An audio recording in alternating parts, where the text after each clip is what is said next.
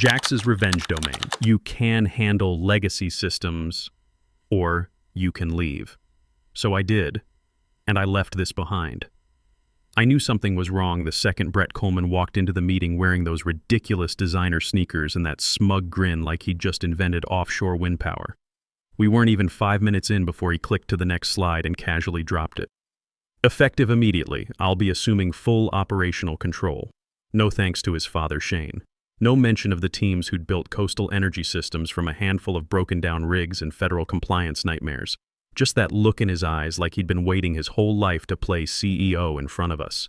Then, without warning, he turned straight to me and said, "Wade will be transitioning to legacy systems coordination and documentation oversight, or if he prefers, he's free to explore other opportunities." That conference room went so quiet you could hear the air conditioning kick in. My coffee cup didn't move. My pen stayed where it was. I just stared at the grain in that mahogany table while every pair of eyes in the room found somewhere else to look. The name's Wade Richardson, by the way, 49 years old, and I'd spent the last 11 years holding the operational side of this company together with nothing but experience, late nights, and the kind of attention to detail that keeps offshore platforms from becoming environmental disasters. Dale Matthews didn't speak up, not even a glance in my direction. Just sat there with his jaw tight, probably calculating his own survival odds under the new regime. Before we go any further, if you're still listening to this, take a second to hit that subscribe button. Most people don't, but it really helps us keep bringing stories like this to light. Back to Brett. His voice had that rehearsed politeness you learn in business school, but I could hear what was underneath. The power trip he'd been saving up since he was probably 12 years old. I'd spent over a decade building the operational protocols that kept this company profitable and compliant. And now I was being offered a cubicle and a filing system like some temp they'd hired off the street. The kid couldn't find our emergency response manual if it had flashing lights and a siren. But sure, let's reassign the guy who wrote half our safety procedures to documentation duties. The worst part? I saw it coming. Maybe not that exact meeting, but the writing had been on the wall since Brett parked his Tesla in Shane's reserved spot and didn't flinch when security called him sir. He'd started using phrases like legacy bottlenecks and operational optimization in the same breath, brought in his MBA buddies to audit workflows they'd never seen in action. One of them actually tried to explain to me how shift rotations work for crews who live on platforms 20 miles offshore. They replaced our field reporting tablets with some flashy app that crashed every time someone wore work gloves. I adapted. I always adapted. Never made waves, never pulled rank. Stayed late when systems went down, covered gaps when junior managers dropped the ball, caught regulatory violations before they triggered inspections. I even salvaged Brett's first quarterly presentation when he tried to present safety metrics without understanding what they actually measured. Never took credit. Never threw anyone under the bus. But now I was roadkill under the Brett Express, and he didn't even slow down to check the damage. I didn't ask for clarification, didn't push back. I stood up, straightened my shirt, looked Shane in the eye, and he looked away and said, "I'll gather my things." That was it. No drama, no door slamming. I caught the slight flicker in Brett's eyebrows, probably disappointed I didn't make a scene he could tell stories about later. I think he wanted the satisfaction of watching me fall apart in public, but I'm not built that way. I walked out of that room, my footsteps echoing down the hallway I'd helped design during our expansion 3 years ago. The irony wasn't lost on me. By the time I got to my office, my nameplate was already half unscrewed. That stung. I packed in silence. My ergonomic keyboard, my backup drives, a coffee mug I'd brought from home. Didn't touch a single file that belonged to the company. But before I left, I did one thing. I sat down at my desk, opened a folder labeled Regulatory Compliance Archive, drafted a letter, attached 8 documents, embedded time-stamped audio logs, and cross-referenced Brett's verbal reassignment with a very specific clause buried in my contract amendment from 2021. Then I printed the letter, slipped it into an envelope, and placed it in the top drawer of Brett's desk, right under his stress ball shaped like an oil barrel. And just after midnight, I accessed the HR portal and offboarded myself using the exact checklist I'd written for the company. Clean, compliant, irreversible. It had started months earlier with meetings that didn't include me. New project channels that somehow forgot to add my name. Then came the sudden reorganizations that looked more like hit lists wrapped in corporate speak. Brett was doing what trust fund business school grads do best, clearing the table of anything that reminded them they didn't build it themselves. First went Dale from Field Logistics, 18 years of platform experience suddenly realigning to consulting opportunities. Then Karen Bailey from Compliance shifted to some made-up role that was basically being fired with paperwork. I wasn't stupid. I'd been around long enough to recognize a hostile takeover even when it wore designer clothes and talked about synergistic value creation. Part of me thought Shane would put a leash on his son before he burned down everything we'd built. Then came the call. "We need you in Houston for a senior operations review." Lisa Morgan from HR said it with that neutral tone that means nothing good. I booked the flight, packed light, told my wife I'd be back Thursday unless I came back unemployed. We met in the glass conference room on the 14th floor, the one with the big round table Shane insisted on years back. "No hierarchy here," he used to say. "We're all equals." Right. Brett strolled in 15 minutes late, wearing a cream-colored blazer with no tie and that same entitled look like he'd just stepped off a yacht instead of out of a budget meeting. He tapped the digital screen, pulled up a presentation titled Coastal 2.0, Leadership Evolution, and flashed that practiced smile. Shane sat to his right, quiet, smaller somehow, like a man watching his life's work get chopped up for scrap metal. Brett clicked through buzzwords for 5 minutes. Agility, innovation pipeline, generational transition. Then he dropped the hammer. My father's stepping back from day-to-day operations. Effective immediately, I'm assuming full operational control of coastal energy systems. No applause, not even a cough. He glanced around like he was expecting a standing ovation. Then his eyes found me. "Wade will be shifting to legacy systems coordination and documentation oversight," he said, reading it like a grocery list. "Or if he prefers, we can discuss separation terms." That phrase, "if he prefers," like this was some kind of buffet. Like I was being offered options instead of served an eviction notice dressed up with HR ribbon. Nobody said a word. Nobody looked at me. I could feel the heat crawling up my neck, but I swallowed it down. I wasn't going to give him an inch of satisfaction. Shane didn't meet my eyes, not once, which told me everything I needed to know. I'd done everything this company ever asked. Worked through Hurricane Melissa when half our platforms went dark. Slept in the office during the pipeline freeze of 2019. Mediated between screaming union reps and nervous investors. And now I was a bullet point under transition initiatives. That room had been my battlefield for over a decade. And in one sentence, they'd written off my entire contribution like it was overhead they needed to cut. I nodded once. Slowly. Deliberately. Then I stood up. Didn't say a word to Brett, to Shane, to anyone, because words at that point would have only diluted what was coming. The building was nearly empty by the time I made it back to the Houston hub. You could hear the faint hum of the vending machines on the ground floor. Most people were already home, grilling dinner or pretending to enjoy their lives. I took the stairs instead of the elevator. Didn't want to risk running into night security and having to explain why I was there so late. My office still had my name on the door in those removable letters. Just Wade Richardson, operations manager. No fancy titles, no MBA credentials, just my name and what I did. I stared at it for a minute like it belonged to someone else. Then I got to work. No theatrics, no breakdown, just quiet precision. I opened my desk drawer and removed my wireless mouse, my backup drives, and a small framed photo of my family from our fishing trip last summer. Left behind the company laptop, the company phone, even my security badge. Then I did what I do best. I documented everything. I cross-checked the current version of our safety transition protocol, the same one I'd written.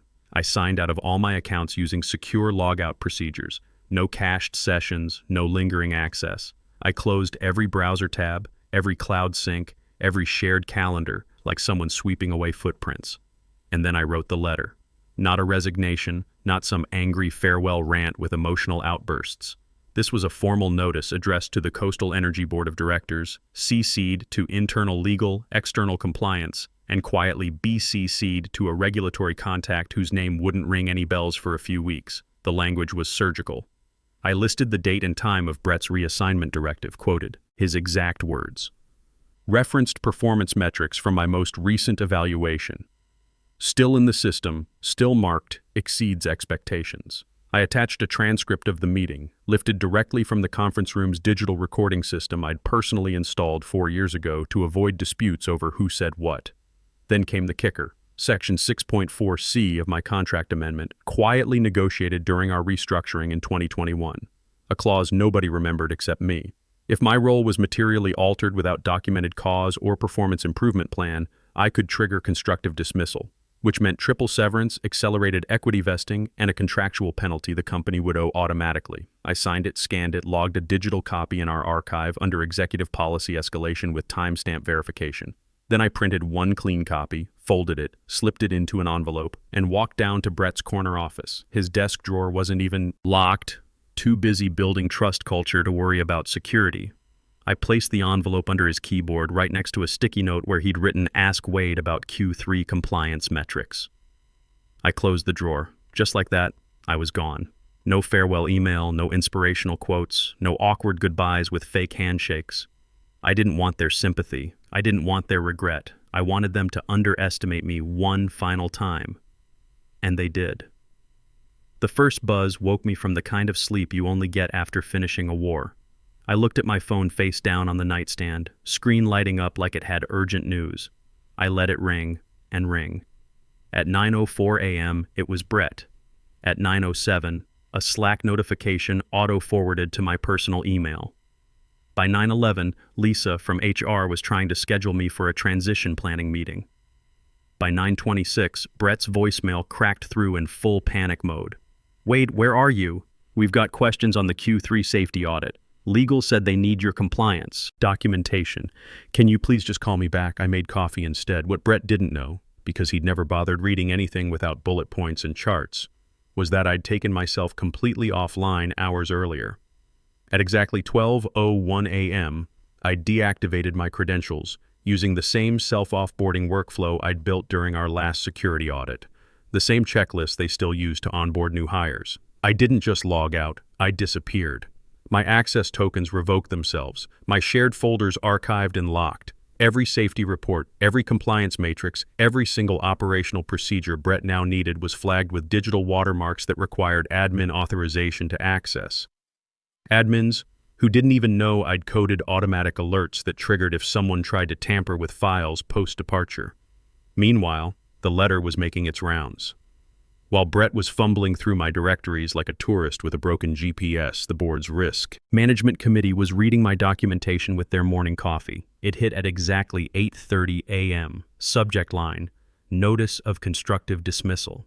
Section 6.4C Activation.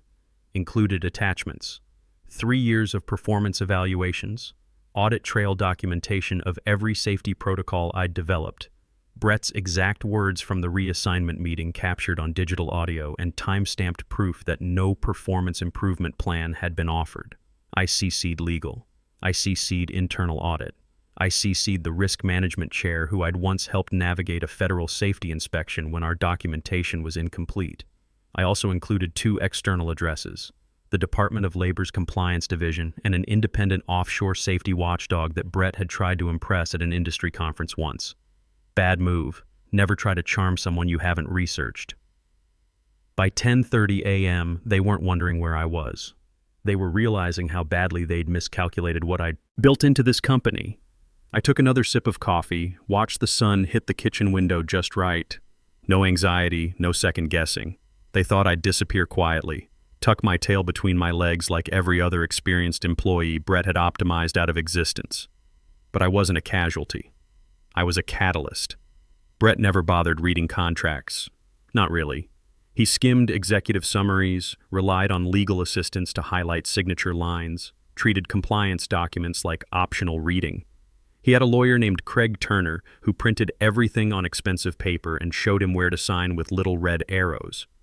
But I read everything. Every clause, every amendment, every footnote, especially the ones buried in contract modifications during our 2021 restructuring chaos. Section 6.4C. I remembered the exact wording. If employees' core responsibilities are materially reduced, reassigned, or eliminated without documented performance deficiencies or formal improvement planning within 10 business days of notification, such action constitutes constructive dismissal. It was one of those legal phrases that looks like wallpaper until you need it to become a weapon. And Brett had just walked face first into it. No documented performance issues, no improvement plan, just a public demotion delivered with corporate buzzwords and witnessed by half the senior staff. The audio transcript was perfect, pulled from our smart conference system, triggered by keyword detection algorithms. The moment Brett said legacy systems coordination, the software tagged it as a role change directive, time-stamped and stored in dual cloud backups under legal preservation protocols. Then there was the meeting invitation in our server logs. Subject, Senior Operations Review, no agenda, no mention of reassignment, no advance warning. The performance data was bulletproof. My latest review was stamped exceeds expectations. Team efficiency metrics were up 12% under my management. Safety violations down to 0 over 18 months. I even had a commendation email from Shane thanking me for catching a vendor billing error that saved the company nearly $400,000. All of it added up to one inescapable conclusion. Brett hadn't just made a bad management decision. He'd triggered a legal event with automatic financial consequences. Triple severance, immediate equity vesting, contractual penalty equal to 1.8 times my annual base salary, payable whether I signed additional agreements or not. I'd locked every detail into my letter, not as threats, but as statements of documented fact, the kind of facts that corporate lawyers can't argue with in depositions. And while Brett probably assumed I was at home updating my resume, the board's legal team was already calculating damage control, trying to figure out how one entitled comment had just cost them close to $450,000, all because he wanted to flex his authority in front of a room full of people who'd actually built the company he'd inherited. The company tried to reach out through back channels first. Craig Turner called my personal number around 2 p.m., that smooth lawyer voice trying to sound casual. Wade, hey, just wanted to touch base about yesterday's meeting. I think there might have been some miscommunication about the role transition. Maybe we could sit down and talk through some options. I let him talk for about 30 seconds before cutting him off. Craig, I've already filed the appropriate documentation. Have your team review Section 6.4C of my amended contract. Everything's clearly outlined there. Wade, come on, we've worked together for years. Surely we can work something out that benefits everyone? I'm sure we can. My attorney will be in touch with settlement terms by close of business tomorrow. The line went quiet for a long moment. Then Craig's voice came back, different now, more careful. Your attorney? That's right. This is a legal matter now, not a personnel discussion. All communication goes through counsel from this point forward. I hung up and immediately called the employment law firm I'd researched 6 months earlier when I first noticed the changes coming. Always pays to have a backup plan. The settlement negotiations lasted exactly 3 days, not because it was complicated, but because Coastal Energy's lawyers needed time to verify every single document I'd submitted. They kept hoping to find a loophole, some technicality that would reduce their liability. They found nothing. Every timestamp matched. Every regulation was correctly cited. Every performance metric was verifiable through their own systems. My attorney, Sarah Mitchell, had seen these cases before. Corporate lawyers always think they're smarter than the people who actually run the business, she told me over lunch on day 2. Then they realized those people wrote most of the policies they're trying to use against them. The final offer came through on Friday afternoon, $450,000 total. Settlement, triple severance as specified in Section 6.4C, immediate vesting of all equity compensation, coverage for legal fees, and, this was the part that made me smile, a letter of recommendation signed by Shane himself acknowledging my exceptional contributions to operational excellence and safety compliance. No non-disclosure agreement. No non-compete clause. No gag order about discussing my experience. They wanted this resolved quietly, but they weren't stupid enough to think they could buy my silence when they had no leverage. I signed the papers that afternoon. The money hit my account by close of business Monday. But the real satisfaction came 2 weeks later. I was having coffee at home, scrolling through industry newsletters, when Dale Matthews called. His voice had that edge you get when you're trying not to laugh and be professional at the same time. Wade, you need to hear this. Brett's emergency board meeting yesterday was something else. Dale had stayed on, after my departure, watching the operational side slowly fall apart. The new systems Brett implemented kept crashing. Safety protocols got shortcuts. Field crews started filing formal complaints about equipment failures. Then yesterday, we had a major platform malfunction during the quarterly investor call. Live feed cut out, alarms going off, the whole 9 yards. Brett's trying to explain it away as a minor technical glitch while emergency crews are scrambling in the background. I could picture it. Brett's carefully rehearsed presentation falling apart in real time while investors watch the company's safety reputation crumble on a conference call. But here's the best part, Dale continued. The board asked him to walk them through our emergency response protocols, the same ones you wrote. Brett couldn't even find the manual, started talking about innovative response strategies and agile crisis management. Board members were looking at each other like he was speaking a foreign language. The investigation that followed was swift and thorough. Federal safety regulators don't mess around with offshore platform incidents, especially when they happen during public investor presentations. Every shortcut Brett had authorized got scrutinized. Every system modification got reviewed. Every cost-cutting measure got traced back to specific decisions. The report was 47 pages of technical violations and regulatory non-compliance. Brett's optimization initiatives had created exactly the kind of systemic risks I'd spent years preventing. 3 days after the federal report went public, Coastal Energy's stock price dropped 23%. 2 major clients canceled contracts. The board called an emergency shareholder meeting. Brett lasted another week. The email arrived on a Wednesday. No fanfare, no courier, just standard corporate letterhead in my inbox. But Shane's signature at the bottom wasn't standard at all. Personal, handwritten, scanned and attached like an afterthought. Wade, I didn't stand up for you when I should have. That was wrong. What happened wasn't the way we do business. And it wasn't the way I raised my son. If you're willing, I'd like to discuss bringing you back as VP of Operations. We need someone who understands what this company actually does. The board agrees. Full disclosure, Brett is no longer with Coastal Energy. The shareholders made that decision unanimous. I hope we can talk. Shane attached was a formal offer letter. VP title, 40% salary increase over my previous position, full authority over operational protocols and safety compliance, reporting directly to the board, not through executive management. I read it twice. Then I deleted it. Not out of anger, not for revenge, but because I'd already moved on. The consulting offers had started coming in 2 days after news of my settlement became industry knowledge. Funny how word travels in a tight-knit sector like offshore energy. My reputation for understanding complex systems and regulatory compliance had survived Brett's attempted character assassination just fine. Better than fine, actually. 3 competing firms wanted to retain me for platform safety audits. 2 offered permanent positions at higher pay than Coastal had ever provided. 1 independent contractor deal would net me $200 per hour for the same expertise Brett had tried to bury in documentation duties. I picked the consulting route. More flexibility, better money, and the satisfaction of helping companies avoid the same mistakes Coastal Energy had just paid $450,000 to learn. The quarterly SEC filing dropped on a Tuesday morning. Most people skip those dense documents full of numbers and legal language designed for investors who only care about profit margins. But I still had Google alerts set for Coastal Energy disclosures. Old habits. The line was buried on page 23, right after executive compensation changes and before equipment depreciation schedules. Hidden under the bland heading, Unusual Personnel Expenses. Separation benefits paid under constructive dismissal classification per Section 6.4c due to role reassignment without performance documentation. Dry, clinical, devastating. That single sentence told the whole story without telling the story. It said I hadn't just walked away, I'd forced their hand using their own procedures. It said their operational restructuring came with a $450,000 legal price tag. It said Brett Coleman's power play wasn't just bad judgment.